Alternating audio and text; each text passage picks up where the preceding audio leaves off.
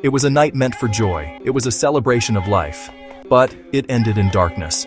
One second, a young woman was surrounded by friends, her face lit by a smile as they sang to her. The next, a blinding flash of pain. A party prank, designed for social media laughs, had gone horribly wrong. The party began like any other, filled with the familiar sounds of laughter and the clinking of glasses. The apartment was small, but what it lacked in space, it made up for with the warmth of friendship and the low thrum of popular music. The air was thick with the scent of pizza and sweet perfume. It was the birthday girl's special night. At the center of it all, she was radiant, her closest friends having gathered to celebrate her 17th year. Balloons in bright, metallic colors bobbed against the ceiling, and cheap streamers crisscrossed the room. A table in the corner held a beautifully decorated cake, its candles waiting to be lit. People mingled in small, shifting groups, holding plastic cups filled with beer and mixed drinks. Conversations ebbed and flowed, punctuated by bursts of laughter. Everyone was taking photos and short videos, documenting the happy moments for their social media feeds. Selfies, group shots, and boomerangs of clinking cups were all part of the ritual. But the plan for the prank was hatched away from the main celebration, in a corner of the room. It was a whispered conspiracy between three of her oldest friends. They had seen similar videos online, pranks that went viral for their shock value and dramatic reactions. The idea was simple, or so it seemed. Get a party cannon and surprise her right when she was about to blow out her candles. They wanted to make the moment unforgettable. The alcohol flowed freely, lowering inhibitions and clouding judgment. The festive mood made a reckless idea feel like a brilliant one. That's when one friend mentioned he had a small, compressed air canister in his car, the kind used for cleaning keyboards, a seemingly harmless office supply. In their alcohol-fueled ambition, they decided to modify the party cannon. They would add the canister inside, convinced it would create a louder, more powerful, and therefore funnier blast. A bigger surprise for a better video. The digital trail of the tragedy began hours before the prank was even executed. Every post, every story, every comment created an unintentional minute-by-minute record of the night, a public countdown to a private disaster. The friends, deeply immersed in their online lives, chronicled the party's progression in real time. Their phones were extensions of their hands, capturing every moment for their followers. Instagram stories showed people dancing, raising their cups, and laughing at inside jokes. The captions were full of exuberant hashtags. Your birthday bash, your party time, your besties. It was a performance of fun, broadcast for all to see. Then, the tone began to shift. A short video showed a few friends huddled together, whispering conspiratorially about the prank. Big surprise coming for the birthday girl. Shh. One friend posted a close-up shot of the party cannon and added a poll. Will she scream? The results were overwhelmingly in favor. The digital audience was now part of the plan. Another friend posted a boomerang of the prankster mock-aiming the cannon, with the words, "Get ready," flashing in a loop. The countdown had begun in earnest. These posts were a form of social currency, likes and comments piling up, each one a small hit of validation. The comments became a virtual cheerleading squad for the impending prank. "Do it," one read. "This is gonna be epic," said another. The encouragement was relentless. Moments before the cake, the camera pans across the room, then zooms in on the friend holding the modified cannon. The anticipation online was palpable. He gives a theatrical thumbs up to his audience. A text overlay reads, "Wait for it." That final, playful teaser became the chilling prologue to a nightmare no one saw coming, but everyone had a front row seat for. The room fell quiet as the friends gathered around the cake. The candles flickered, casting a warm, gentle glow on the birthday girl's face.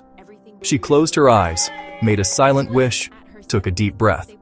Her friends, phones held high, were all recording. The designated prankster stood a few feet away, aiming the modified party cannon directly at her. He pulled the trigger. The sound was not the festive pop of confetti. It was a sharp, violent crack. Instead of a gentle shower of paper, the cannon expelled its contents with brutal force. The added compressed air canister had turned the device into a low-grade projectile launcher. The canister's nozzle shattered under the pressure. A small, hard plastic piece shot out like a bullet. It traveled the short distance in a fraction of a second, striking her left eye. At her 17th birthday party, everything went. Her head snapped back. Her hands flew to her face, her body collapsing. At her 17th birthday party, everything went. Confetti and streamers littered the floor like debris from an explosion. The immediate aftermath was a scene of pure chaos. The festive music had abruptly stopped, replaced by a cacophony of screams and panicked shouts. Confetti, meant for celebration, now littered a scene of confusion and terror. One friend, her voice trembling, was on the phone with emergency dispatchers, struggling to articulate the horror of what had just happened. Another grabbed a handful of kitchen towels, pressing them against the wound, a desperate, misguided attempt at first aid. In their panic, they didn't realize applying pressure directly to a penetrating eye injury could cause even more damage. The birthday girl herself was in a state of profound shock, her face pale and clammy. She was barely able to speak, her cries reduced to whimpering moans as she clutched the blood-soaked towel to her face. The friend who had fired the cannon stood frozen, tears streaming down his face. I'm so sorry, I didn't mean to, I didn't know. His apologies were lost as others scrambled to clear a path for the paramedics. Amid the chaos, the acrid smell of burnt plastic and metal hung heavy in the air, a grim reminder of the modified device. When paramedics arrived, they took control with professional urgency, their calm demeanor a stark contrast to the hysteria. They immediately recognized the severity of the injury, carefully removing the towel and applying a protective shield to prevent further pressure on the globe. They administered pain relief and prepared her for transport. One of the first responders secured the device, asking the shaken partygoers, "What hit her? What was in the device?" The ambulance ride was a blur of flashing lights and the steady, rhythmic beeps of the heart monitor. At the hospital, she was rushed directly into the trauma unit, where an on-call ophthalmologist was already waiting. Urgent CT scans confirmed their worst fears. A foreign object had penetrated the cornea and lens, causing a catastrophic globe rupture. The damage was extensive and irreversible. The doctor's prognosis was blunt and devastating. There was no procedure to save vision in that eye. The immediate goal of surgery was not to restore sight, but to carefully remove the object, prevent a devastating infection, and reconstruct the damaged socket as best as possible. Her life had changed in a flash. The hospital was legally obligated to report the injury to the police due to its violent and unusual nature. Clinical descriptions underscored the seriousness: penetrating trauma, projectile-induced rupture. They spoke briefly with her parents, still reeling from shock. The apartment became a crime scene. Officers documented meticulously: confetti, candles, cups, and the modified party cannon. They bagged the improvised launcher and gathered fragments. The friend who fired the device was remorseful and explained the prank in detail. He said he had no idea the modification would make it so dangerous. Detectives interviewed guests, piecing together who planned, who modified, who knew. Social media posts became crucial evidence: the "wait for it" teaser, the poll, the mock aiming. What was posted for laughs now read as proof of recklessness. A clear plan emerged from the digital trail. The physical recovery was a long and arduous journey. After initial surgery, she faced a series of follow-up procedures for pain, swelling, and a prosthetic eye. She had to navigate the world with monocular vision. Depth perception changed. Everyday tasks became difficult. Walking downstairs required new caution. Driving demanded intense concentration. The world looked different, flatter. The district attorney's office reviewed the file with great care. It sat in a gray area between tragic accident and criminal act. Modifying and firing at close range read as criminal recklessness.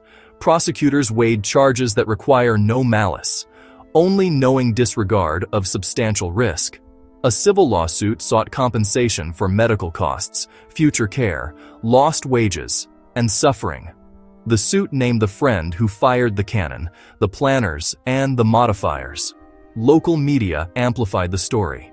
Posts were shown as examples of dangerous trends. Public reaction split. A few sympathized, most condemned. They became social pariahs, facing legal consequences and harsh judgment. Their digital footprint turned into a permanent record of a catastrophic mistake. Proceedings dragged on for months, forcing all involved to relive that night. A sobering public lesson. Jokes can end in courtrooms, financial ruin, and fractured lives.